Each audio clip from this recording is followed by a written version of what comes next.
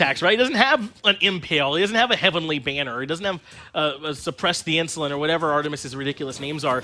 He's very, very much reliant without his ultimate on using auto attack. So this disarm going to be even stronger. Namilzi can disarm, transform, disarm. I mean, he's got a lot to try and disable what Funballer wants to do. It just feels a lot like SK could recognize some of the problems they encountered in game 1, so they look to compensate. Okay, we had Funballer on the Honor, he wasn't able to have the early game impact we were looking for, and NRG tore us apart in the late, so this time, let's go for the late game Hunter. And then we have Lobster also with the Giannis. He's just like, yeah, I wasn't able to utilize that raw Celestial Beam and into the Searing Pain more often than like 1 or 2 times I think that we saw it actually happen. Speaking of which, Bale's gonna go right onto Amuzi and Melito looking to put the burst where it hurts. He goes up and straight back down with the dunk. 2-man taunt comes out from Half Devil. That's first blood on Melito. Funballer even gets the shot to get it done. Emilzi is still standing, but we saw it. The follow-up that time for the Odin Cage was Odin himself with the Bird Bomb combination. That's the kind of early game start though that Fails has to make happen, because I was actually just about to elaborate on the point where I just don't see where this Odin is going to go. Fortunately, Fails goes in before Caster's Curse can really come to light. In that case, he is able to find some kills. That was before Emilito had the airstrike available. One of the safer options too, so it was really well timed to make sure that it was as easy as possible to take down this dual lane for Energy. Fails able to find a nice early kill. But remember, SK Gaming was able to find nice red buff invades and other advantages in the early game last game. Gotta show us they can maintain those here in game 2. And they've already got their heads in the right spot to do it. Fails and Lobster gonna be able to secure the left mid Harpies, and this is about the same pacing though that we saw in the last game, except the primary difference has been SK have a kill before the 20-minute mark. That's right, as Habdell finds a 2-man taunt. Goes in the Dragonic Corruption, does Emilzi. That should force back the rest of SK Gaming. In fact, Emilzi wants to keep going in aggressive. Final Judgment from Yemen is enough on the Thoth yet again and finding kills yet again. Yemen just waiting until he knew that Half Devil would truly have no escape, and meanwhile, Maniac gonna be able to steal Ducky's blue buff. This is one of the issues that Sobek encounters being a Guardian into a heavy aggro lane like Achilles. Wow, adapting was like 1 second too early for those XP camps. I think he was looking for that invade, but instead, right when he turns the corner, they're down. But yes, Sobek as a Guardian can kind of have a hard time defending the buffs. With lurking in the water, though, the actual mana itself won't be too big of a deal. More importantly, just losing out on that farm as adapting is here and lurking in the jungle. Check out Ducky, he's taking the bait fully, but the water spout won't connect, and adapting might not have the damage to finish this off. No, that's a huge difference, actually. That knockup means that Maniac can find a little bit of follow-up damage potential, that Ducky has further to walk, but dropping that single-handedly might let Ducky live there. Ducky probably just pinging out to the rest of his teammates, because you can see Fails looking to invade those back Harpies from adapting, and they'll be able to strip those away, no problem. All the while, Lobster and Half Devil on these left mid Harpies again. I like how important these buff timers are to SK, and they are making sure to rotate them off cooldown. But look at the start here from Fails as there's a bit of a fight over these oracles. He really is trying to make sure he can get around the map as fast as possible. Wants to be able to rotate quickly and then come in and drop those Odin cages like we saw him do in the dual lane already, Taco. It's just that Fails, we saw that one promising aggressive moment, but we haven't seen another one to follow it up. I almost want to see Fails just looking to go in every time that cage is available. You have to pressure the advantages in Odin early game. And there it is, dropping the cage. This time it traps Maniac before he can get the fatal strikeout. Defender of Olympus comes in as well. Maniac cannot stay in that cage long enough. Half Devil gets the last hit necessary. It took a while, but they were able to bring Maniac down. Asking you shall receive, apparently, when it comes to SK, and I'm glad to see Fails delivering, because the Odin was by far the biggest question mark of this draft, but Fails could now be in a little bit of a problem here as Emilzi looking to help defend this blue buff alongside of adapting. But Emilzi takes a great deal of poke trying to defend through space and time from Lobster comes through as well, but he actually gets thrown in the wrong direction. Now adapting hit a big crushing wave. Fails, does find the portal so that he can reposition. Actually jumping in aggressively is Emilzi, and it sets up 2 kills. Are you kidding me? The support for Energy jumping in bravely. I don't think anybody saw that coming. You just assume that Emilzi is completely running every single time. Who would do that? A madman. Someone who clearly was perfectly content with dying there. I think that Emilzy was cool with taking a hit as long as his team found the 2 picks still. Fortunately enough for Emilzy, not only do they find those 2 kills, but he's still among the living, still drawing breath on this earth somehow. What a great play, and what trust in his teammates there, too, to be able to jump in and know they would have that follow-up for him, and they find those 2 picks to respond. Remember, that was SK, I believe, aggressing on the NRG's blue buff, and they get punished. A big changeup that I like to see, though, from SK is Half Devil actually opting for the shell earlier on instead of that sprint. I think that shell is going to be a little bit more useful against this Habois early game, and yes, we already saw, I think that it saved the life of the other 2 members from SK being able to proc it on all 4 of them at that blue buff hit. Otherwise, NRG probably just got a quadra. Yeah, in all honesty, Fails should have fallen there earlier, but their composition came very much to the rescue there. The portal he was able to use to reposition. He's itemized into the Ankile early. He didn't have that. I believe it was just the buckler for that fight, but also had a little bit of help coming out, as you said, from the shell. So a lot of things going to make that fight not as bad as it could have been, but certainly still a great play from NRG to punish them, at least in some capacity, and keep this early game not just even, but slightly in NRG's favor gold-wise and kill-wise.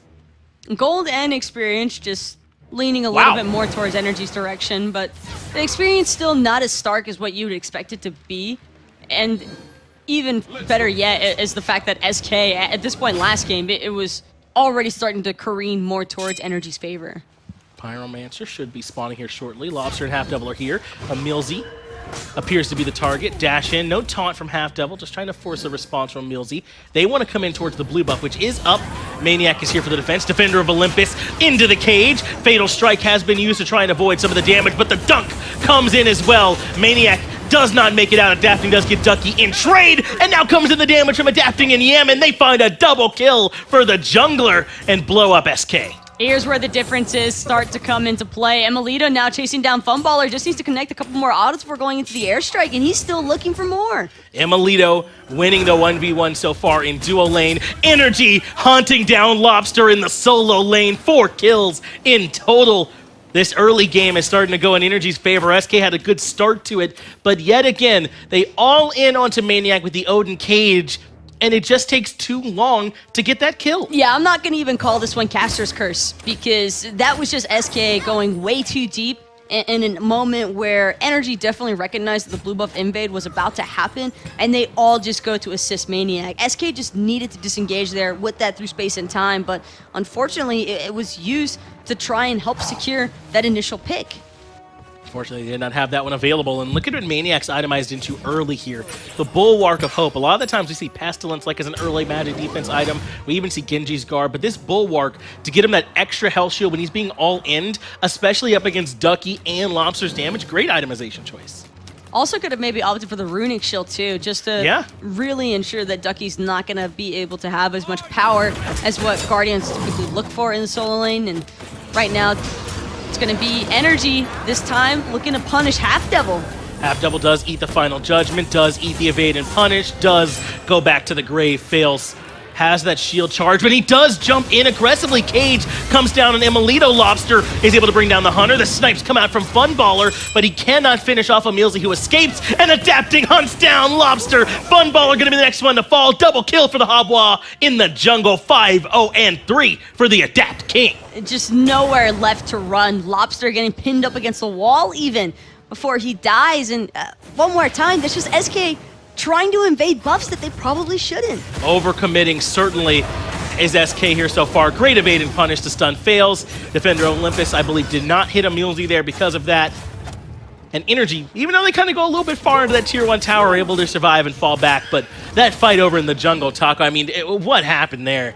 It's just Half Devil being a little bit too far ahead of his team, looking for those early setup taunts, and never really come into fruition because all NRG have to do is group up and swarm the entirety of SK while that Athena is just a little bit further ahead of everyone else. Fails didn't have that Odin cage initially, and it was a great response, I think, at first from SK, but once the through space and time wasn't able to connect onto anybody, I think that they all just needed to turn tail and bail. They commit a lot onto whoever the initial target is. They're trying to lock down the cage because Emilito, I believe, does fall there. So they get their kill, but it takes so much. It takes such a commitment for that to happen that Adapting can get lost in the fight. He can come in on the backside and track down Lobster and come in on the back and find more kills. it's not happening cleanly enough and quickly enough for SK inside the cage. It's just adapting had a great blink in there too He did. for his engagement. That completely catches Lobster off guard. Speaking of which, Half Devil going to get knocked up from that persistent gust, so no taunt to follow it up, and the Oracles will go in NRG's favor. 9-0 and 9 for the jungle mid for NRG as red buff respawns, and SK want to be here to try and say something about it. A little bit too late this time, as there's a full 5-man rotation of that. Unable to find anything there, so instead they're going to try and force down the tier 1. Maniac, Adapt, and Yemi all here. They may not be able to save the tower, but they're definitely going to take the fight. Lobster has to use beads and has to retreat through the portal. They don't even get the tier 1, and now they're on the run. Everybody's just trying to escape. Lobster going to throw that through space in timeout just in case Half Devil or somebody else from his team needed it, is all the while Emilito's just chasing Funballer back into his own jungle. Been repeatedly bullying Funballer here in the dual lane. Is now NRG are going to grab or look for Gold Fury. Lobster, no through space and time available, no beads either.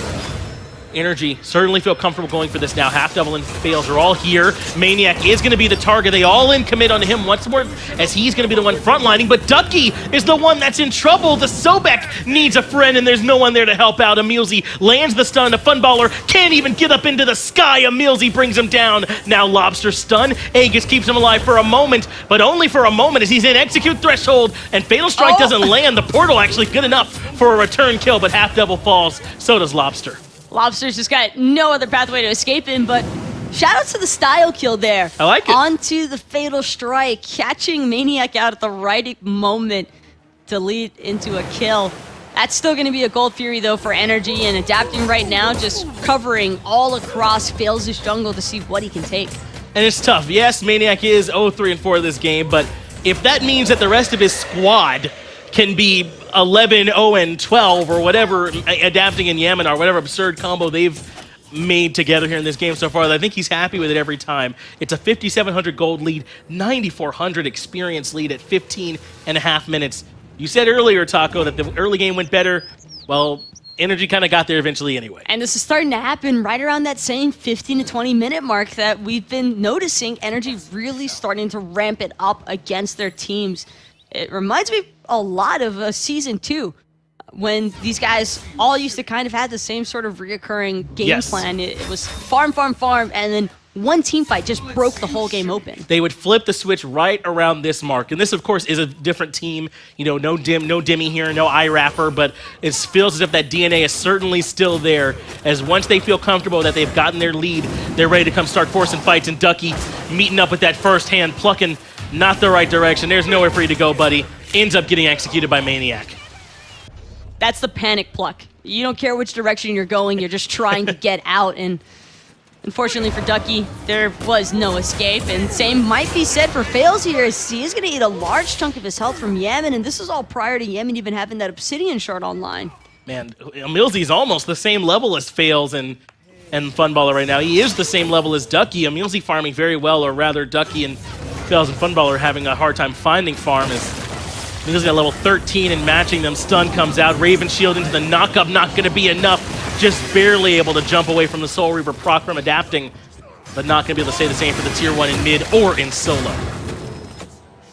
I almost wish it was Funballer on the Agni to try and handle this Habwa just a little bit better, because SK clearly did not want to feel as though they needed to ban the Habwa. I think that they felt as though this Odin would be the response that they needed in order to keep Adapting pinned down, but Adapting, he's been a ghost at the start of a fight. You'll see him before everything happens, and then once the distraction factor has come through and SK or NRG have started to commit onto each other, Adapting just takes the longest path around, looking to get better positioning for a flank, and that's been the big highlight for me here, is the fact that he's had so many different successful flanks. He really has been able to come in on the backside of these fights and punish SK very well. But for me, I mean, I feel like the target selection maybe is not there for SK. It feels like they're constantly trying to all-in Maniac, and maybe it's because Maniac puts himself out there as bait and SK are happy to take it. But we talked about how they don't have quite the best follow-up for this Odin cage. Then it definitely can't be an Achilles you're trying to all-in. I mean, that's going to be difficult. It's just, I think SK are starting to realize Maniac might be the only member they can truly target, because everyone else from NRG is just so heavily protected.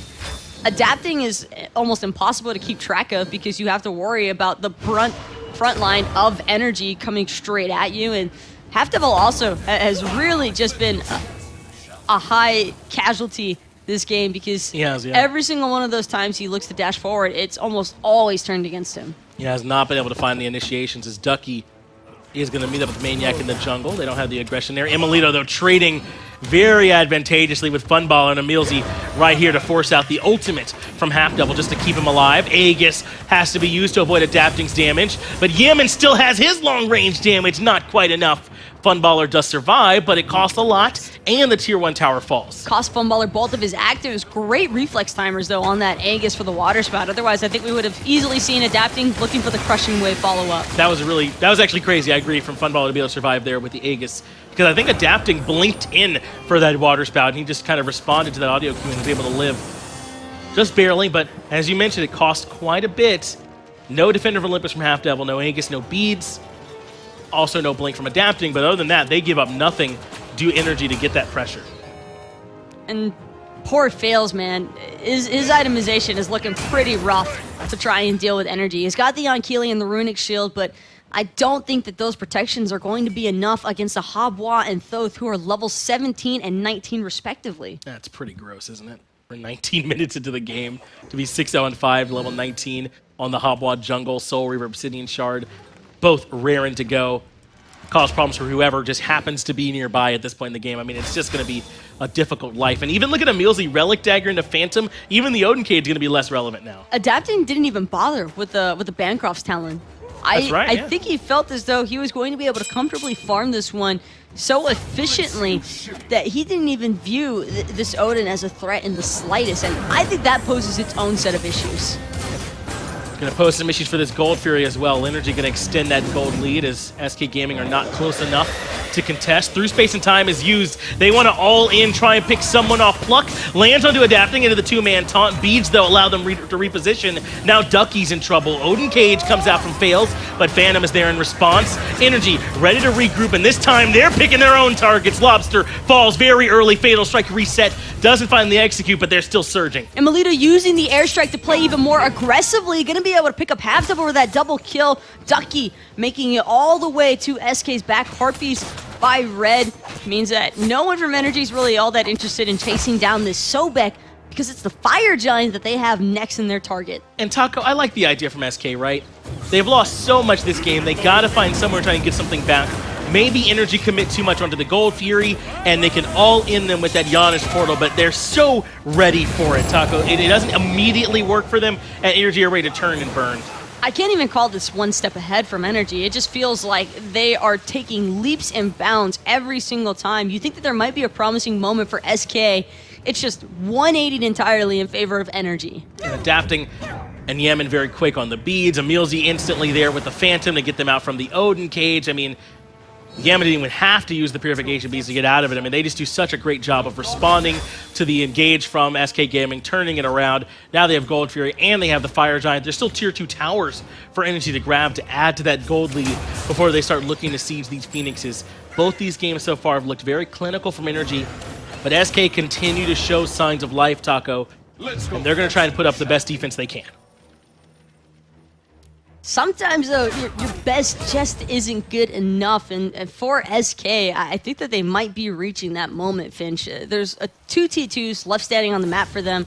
The experience gap starting to get closed a little bit. I mean, they're at least hitting 16 and 17 outside of Half Devil, but he's a support, so you kind of expect them to get blown up anyway. The big thing, though, is who front lines for SK? There's not really anyone who can afford to go in right now and try and stand up to all the damage coming out from Adapting and Yemen, who continue to go untouched in these team fights. They really don't seem to be under that much pressure.